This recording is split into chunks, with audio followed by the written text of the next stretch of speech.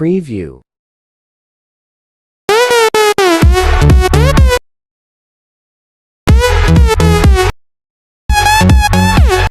अस्सलाम वालेकुम मलगरो څنګه تاسو سکرین باندې دا پریویو کې ویډیو کتله نو دا شانتي ویډیو غن سبا په ټیک ټاک کې ډېری زیاتې وایرل دی او ډېری زیاتې په ټرند باندې چلیږي نو تاسو به دا شانتي ویډیو غن څنګه جوړوي تاسو به د ټول نمبر کې زما د ویډیو ډسکرپشن ته لاړ شئ اول ته تاسو ما یو لینک راکړی تاسو به دا لینک باندې کلیک کړئ نو کله چې تاسو په دا لینک باندې کلیک وکړئ نو تاسو به یو داسې انټرفیس راوړي یوز ټمپلیټ ان کیپ کټ اخر کې به دا لیکل تاسو ته راشي نو تاسو به د ټول نمبر کې ځان سره کیپ کټ انسټال وای کدا تاسو سره په موبایل کې انسټال نه نه پلی سٹور نه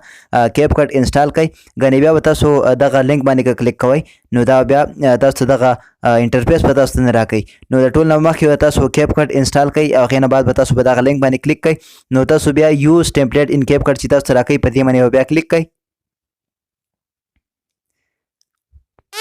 ا دې وروسته ملګرو د یوز ټمپلیټ باندې بیا کلیک کړئ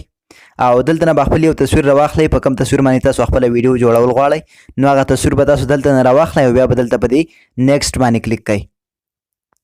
نو کله چې ملګرو تاسو په نیکسټ باندې کلیک کړئ دا ویډیو به تاسو دلته تیار شي بیا به دلته په دې ایکسپورټ باندې کلیک کړئ او ایکسپورټ ویداوټ واټر مارک باندې به کلیک کړئ نو په دې کې به تاسو د کیپ کټ دا لوګو چې کوم ده دا به ناراضي نو ملګرو تاسو زه خیمه چې په دې کې تاسو خپل د مرزي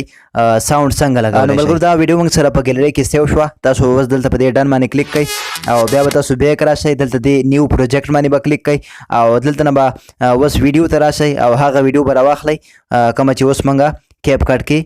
ایکسپورټ لسای دا نو کله چې ملګرو دا ویډیو تاسو راشي په سکرین باندې بیا به اخر ته راشئ او دلته د کیپ کټ دا لوګو چې کوم دا په دې باندې به کلیک کړئ او دا به دلته نه ډیلیټ کړئ اوس په دې ویډیو باندې به کلیک کړئ او په دې والیوم باندې به بیا کلیک کړئ او د دې आवाज به بند کړئ صحیح ده بیا به اوکې باندې کلیک کړئ او بیا به راشئ اډیو ته په دې اډیو باندې به کلیک کړئ او دلته د ایکسټریکټ باندې به کلیک کړئ نو بیا چې د کومې ویډیو اډیو تاسو به دې کې اډ کول غواړئ نو هغه ویډیو به دلته نه راواخلئ او دلته امپورټ ساوند اونلی په دې باندې به کلیک کړئ نو د دغه ویډیو اډیو به تاسو په دې کې اډ کړئ نو صحیح ده دغه اسانه غوښتنه طریقه وا بیا به دا ویډیو ځان سره په ګیلری کې سیو کړئ نو بیا په دې تیر نشان باندې به کلیک کړئ